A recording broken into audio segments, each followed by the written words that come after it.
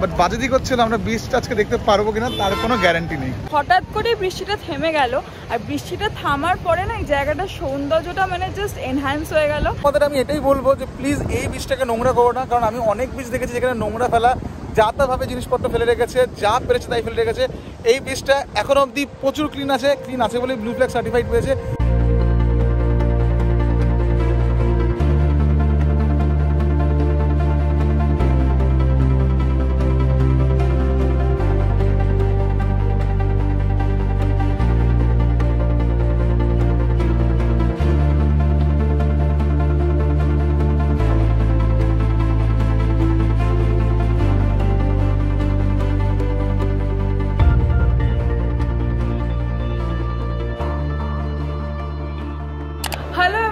Welcome back to our channel to a new blog. तो आज के হচ্ছে আমাদের last and final day in Puri, মানে বলা যেতে পারে ডে 3। আমরা এখানে এসেছিলাম স্যাটারডে। তো আমরা যে রুমটা বুক করেছিলাম সেটা দুদিনের জন্য বুক করেছিলাম, স্যাটারডে থেকে মানডে অবধি। তো ওই রুমটা থেকে আমরা চেক আউট করে এই হোটেলেরই একটা অন্য রুমে আছি। এটা হচ্ছে ওদের একটা রিজার্ভ রুম, যেটা আমরা একটু মিনিমাল রেটে পেয়েছি।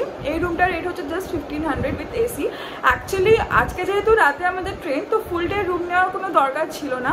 তাই আমরা ভাবলাম যে কম সময়ের জন্য যদি কোনো রুম পাওয়া যায়। তো কালকে সন্ধ্যাবেলা আমরা আশেপাশে অনেক হোটেলে এনকোয়ারি করেছিলাম, বাট বাইরে সব জায়গাতেই ফুল ডের রেটটা অ্যাভেলেবল ছিল। হাফ ডে রেটে কেউ কিন্তু দিচ্ছিল না, হাফ ডের কোনো সিস্টেমই নেই বেসিক্যালি।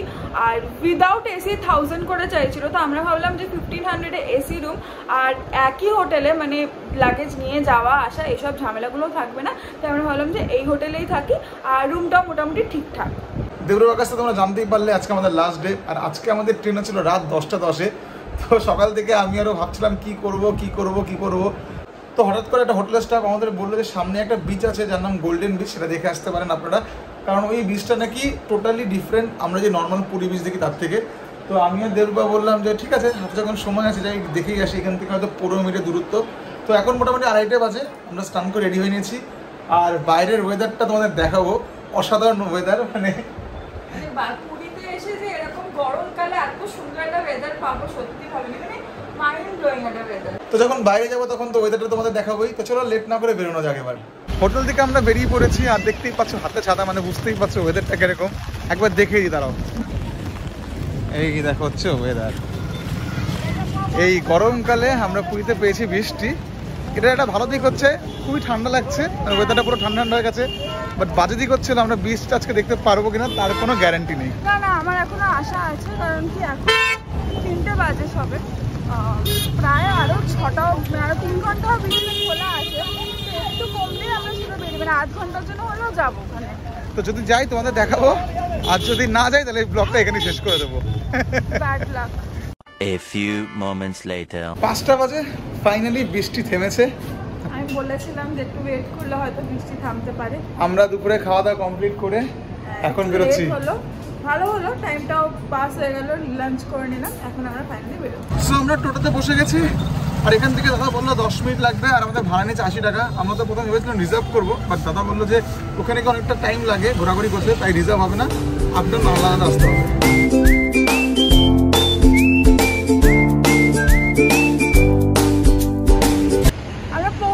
গোল্ডেন বিচের সামনে এই যে লেখা আছে golden beach blue flag Puri, আর এটা হচ্ছে এন্ট্রেন্সটা।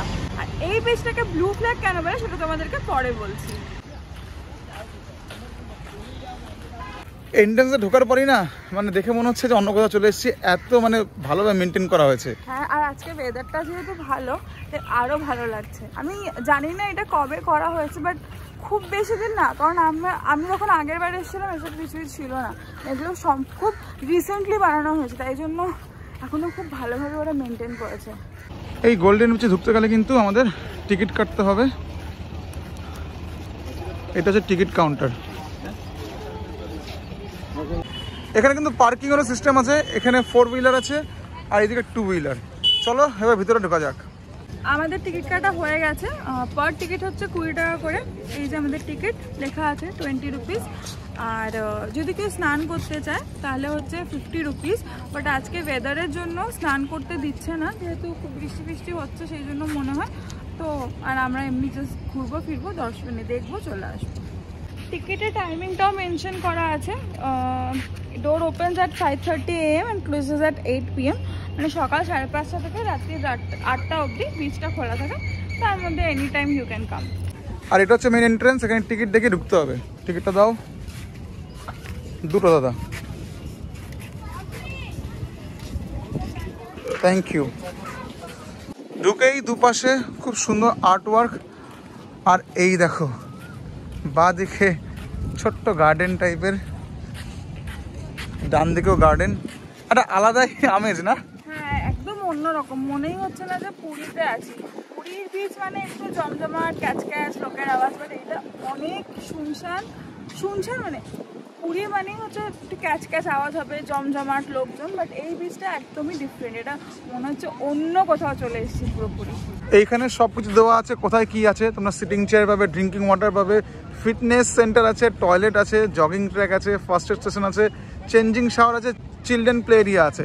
ভাবো কত কিছু আছে এই বিচটার সামনে।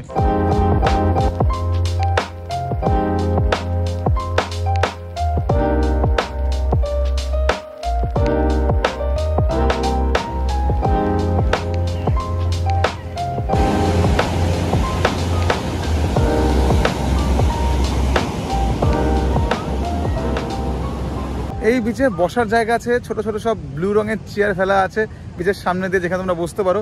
আর এখানে কিছু রেট দেওয়া আছে, ক্যাটাগরি দেওয়া আছে, দাম দেওয়া আছে, টাইমিং দেওয়া আছে, চেক করে নাও। দেখো সিঙ্গেল চেয়ার 20 টাকা 1 ঘন্টা, সকাল 7টা থেকে রাত 6টা অবধি। তারপরে আমব্রেলা 50 টাকা, ইজি চেয়ার 100 টাকা, ক্যাম্প চেয়ার 200 টাকা। তো যদি কেউ এইসব ক্যাটাগরিতে বসতে চাও এই প্রাইসটা কনসিডার করে নিও। আর এই যে বলছিলাম হচ্ছে যে এগুলো হচ্ছিলো চেয়ার, এই চেয়ারগুলো 20 টাকা করে। দাদা এগুলো কত করে? 40 টাকা লাগবে এক চেয়ার। একটা চেয়ার 20 টাকা, তাই তো? কতক্ষণ বসতে পারবো? 1 ঘন্টা, 1 আওয়ার টাইমিং। আচ্ছা, আমি আর দেবো ভাবছিলাম যে এই সিঙ্গেল চেয়ারগুলোতে বসবো 20 টাকা দিয়ে, কারণ একদম সমুদ্রের সামনে। বাট হঠাৎ করে বৃষ্টি শুরু হয়ে গেছে, তাই ভাবছি যে হাটটার নিচে গিয়ে বসবো, কারণ কিছু কিছু ইনফরমেশন তোমাদের দেওয়ার আছে। ও তো বললো এটাকে ব্লু ফ্ল্যাগ বিচ বলে, বাট ব্লু ফ্ল্যাগটা কি সেটা তোমাদের একটু জানাচ্ছি, আগে বসে নিই তারপর। আমাদেরকে ঢোকার আগেই বলেছিলাম যে এই বিচটাকে ব্লু ফ্ল্যাগ বিচও বলে। তো ব্লু ফ্ল্যাগটা এক্স্যাক্টলি কি সেটা তোমাদেরকে একটু ছোটো করে বলে দিই। Blue flag is basically a voluntary award, যেটা ওয়ার্ল্ডের সব থেকে ক্লিনেস্ট বিচগুলোকে দেওয়া হয়। তার জন্য কিছু কিছু ক্রাইটেরিয়া থাকে, সেই ক্রাইটেরিয়াগুলোর বেসিসে যদি সেগুলো মিট করে দেন অনলি বিচটাকে রেকগনাইজ করা হয় as a blue flag beach. Debrupa যেমন তোমাদের বললো যে এই ব্লু ফ্ল্যাগ বিচ সার্টিফাইড হতে গেলে কিছু কিছু ক্রাইটেরিয়া আছে। তো টোটাল 33 খানা ক্রাইটেরিয়া আছে, যেটা ফুলফিল করলেই সেই বিচটাকে ব্লু ফ্ল্যাগ সার্টিফাই করা হবে।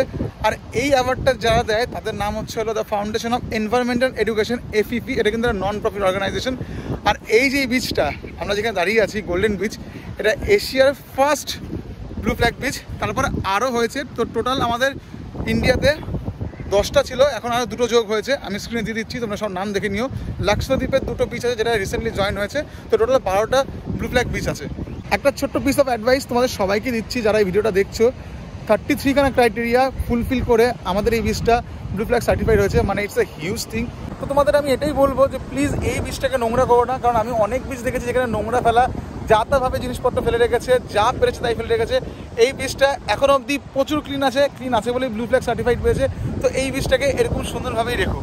তোমাদের তো বিচের ভিতরে দেখালাম, বিচের বাইরেও তো সুন্দর সুন্দর জিনিস আছে। তো চলো সেটা একবার তোমাদের দেখিয়ে দিই। এন্ট্রেন্সে ঢুকেই দুপাশে সুন্দর এরকম গার্ডেন করা, আর বাঁদিকে ছিল ড্রিঙ্কিং ওয়াটার, অ্যাকোয়াগার্ড লাগানো আছে। আর এই সাইড দিয়ে পুরো লম্বা গাছ লাগানো আছে। আর একটু আগিয়ে আসলেই বাচ্চাদের প্লেগ্রাউন্ড, আর প্লেগ্রাউন্ডের পিছনে আছে একটা হোটেল যার নাম গোল্ডেন প্যালেস।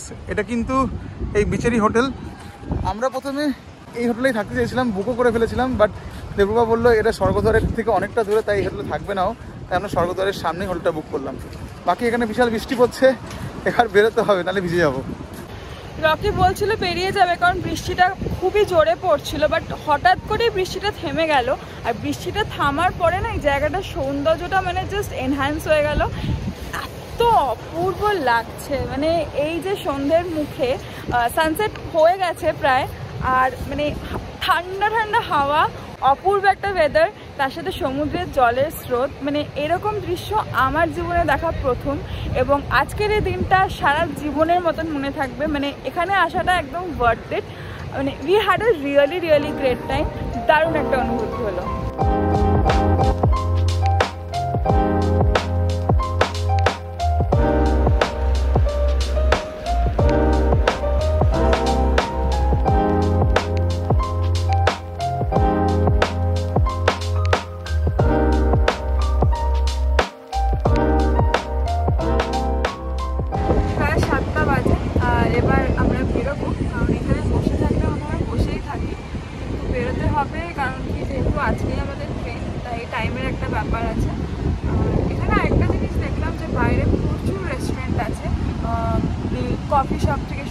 খাবার দোকান, তো এই অ্যাডভান্টেজটাও কিন্তু এখানে পাওয়া যাবে। যাই হোক, এখানে এসে দারুণ একটা অনুভূতি হলো। আবার যদি কোনোদিনও পুরীতে আসে এই জায়গাটা তো মাস্ট, এখানে আসবোই। বাট তোমাদের সবাইকে বলবো যে যারা যারা পুরীতে আসবে, এখানে যারা আসোনি তারা প্লিজ এই জায়গাটায় কিন্তু নিজেদের লিস্টে ইনক্লুড করো, বিকজ এইখানে না এলে একটা খুব বড় জিনিস মিস হয়ে যাবে। তো আমাদের তো দারুণ একটা অনুভূতি হলো এখানে এসে। So finally it's time to say good bye to Puri.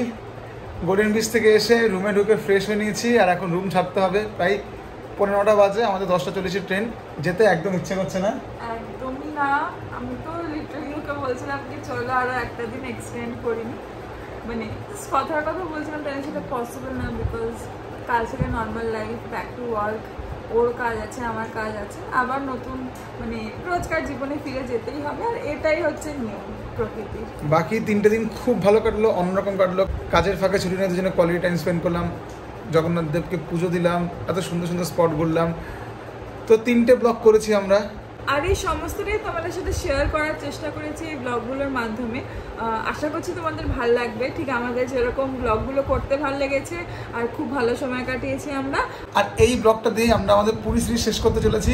যদি ব্লগটা ভালো লেগে থাকে দেন কি করতে হবে?